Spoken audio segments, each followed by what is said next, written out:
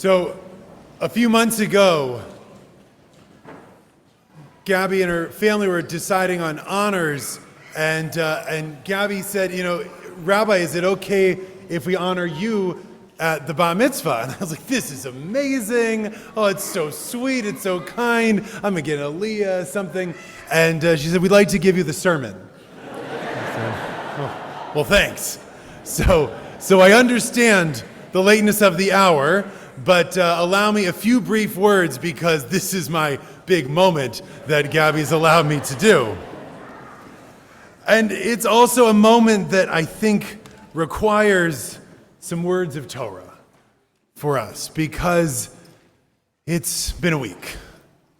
And,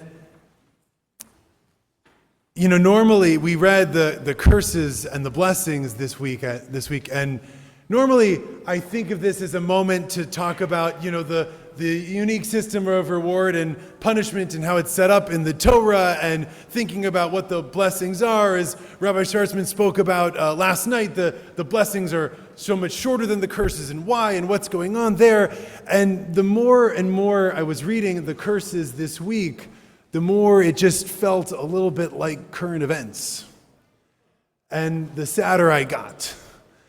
And as we come to this Shabbat in this moment, as we encompass the murder of Sarah Milgram and Yaron Losensky, killed while standing outside of a Jewish community event, as so many of us have done, two people serving Israel and the Jewish people, as so many of us do, about to go to Jerusalem to get engaged, where so many of us, my wife and I included, made that commitment to one another.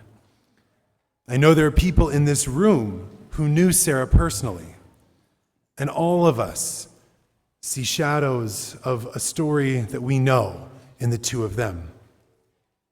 Our hearts break and break again when we thought that they couldn't break any further. And there's so much happening around us right now, very little of it directly caused by anyone sitting in this room here today, but a part of a world full of choices and consequences that we've had. But it's easy to feel like the huge trends that we face, the issues that we have, leave us with very little agency in the world. And there is a verse that comes towards the end of the curses that I think encapsulates this feeling. Because God tells us, "V'nisharim bachem," those who are left over after all of these horrible things have happened, "Yimaku b'avonam ba'artzot oivechem," that they will feel heartsick in a land of enemies. "Ba'af avonot avotechem otem yimaku," and they will be heartsick over the sins of their fathers. And when we look around the world today, it is not hard to think that we are living in a land of oivechem, of enemies. And it's not hard to be sad or to blame the sins of our ancestors for bringing us to this place. And this word that means something like heartsick, the rabbis go back and forth of wondering what it could mean, because Yimaku doesn't show up in many places. It's hard to know what it means. So Rashi says it means that the hearts of the people will be rotted. They will be melted. They will dissolve. And as we look at the world around us, that's not a hard thing to understand. There's so much hate. There's so much going on. There's so many things that it can feel like our heart is dissolving. Ibn Ezra says it doesn't mean dissolving, it means to turn away. And this is also something I think we understand. As we've spoken about before, we live in a world where not only are there horrible things happening, but all of it comes to us instantaneously in our pockets at every moment of every day. We know what's going on, and so we can't help but turn our hearts away at times. I can't deal with that right now. I have to get on with my life. I'm going to turn away. Or that makes me so angry, I'm going to turn away. Or that problem seems so systemic and ingrained. How could any of us solve it? I have to turn away. It's understandable to live in that space. The Torah might not have been wrong in saying that after a people have suffered and suffered and suffered and suffered, as our people have for millennia, let alone in the years that we are in right now, that our hearts might melt, that our hearts might turn away. But the Torah continues, and it says in the verses about our redemption, it says that God will come eventually and redeem us, yikaneh levavchem ha'arel. That our hearts, God will come and humble our uncircumcised hearts. So somewhere in the 3 verses from our hearts being melted or turning away, they became arel. They became uncircumcised, which is a phrase used by Ezekiel and Jeremiah a number of times to mean that our hearts are blocked.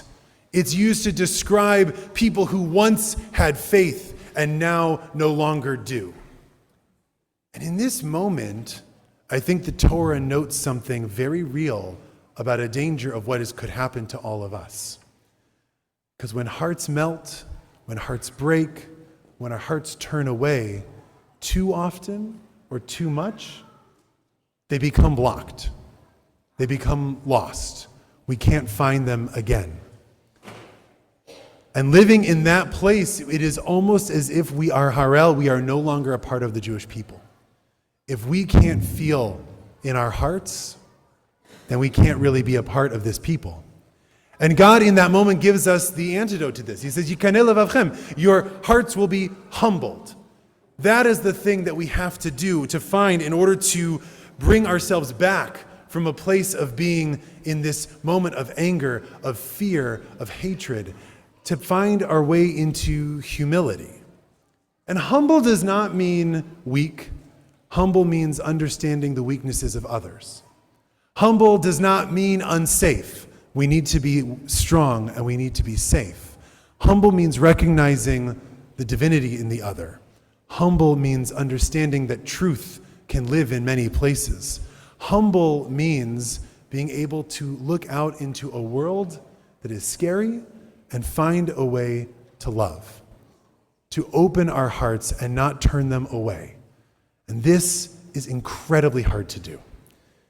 It can be so hard as we look at the death around us, and we look at the hatred around us, and we look at all of these things and turn to ourselves and see that we need to be ones who love, who open ourselves to others, who love others, who welcome others, because that is the only way we can keep our hearts from completely being lost. It's hard to do, but friends, it is possible, because we saw it happen this very week as well. There's another noteworthy moment of Jewish news, and that is that Yuval Raphael, a singer from Israel, came in second place in the Eurovision Song Contest. First in the popular vote. I don't really know how it works, but whatever it is, it was very good. And Yuval Raphael is not just a singer from Israel. She survived the Nova Festival in a gruesome way, which for the children in the room we'll leave off. If anyone has a reason to yamakulev, to melt or rot or turn away their heart, it would be her. If anyone we would forgive being a little arel lev, being a little stopped and blocked in their heart, it would be her. But the song that she sang, the song that she almost won with, included English, included French, it included one verse of Torah, of the Tanakh. In Hebrew, she sang, Mayim rabim lo yuchlu l'chabot et ha'aheva. Vast floods cannot quench love, nor rivers drown it, she sang. And this quote from Shir Shirim is special. When the rabbis read it in the Talmud, they say, what does it mean to say vast floods can't quench love? Well, love obviously to the rabbis means the Torah. And so what it means is that floods of hate, the rabbis say, cannot stop the Torah. The quote from Masechet Sota is that an act of violence, of hatred, a sin, it can annul a mitzvah, it can annul one good deed, it can annul one moment, but it cannot annul the Torah. That's what this teaches us. No matter what happens in our world, no matter how much violence, no matter how much hatred is out there, it can affect us, it can hurt us, it cannot break us or stop us if we find love in our hearts. Only we can stop ourselves from being a part of the people. Others cannot.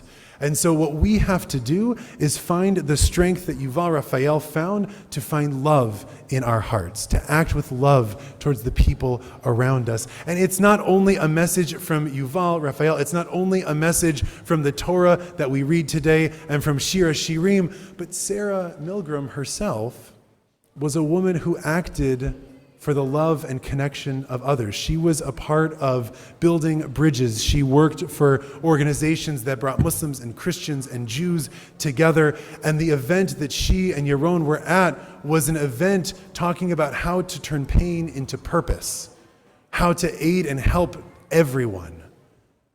We need to save our own hearts, find the same strength that Sarah had, that Yuval has, that the Torah asks of us. It's scary, I know.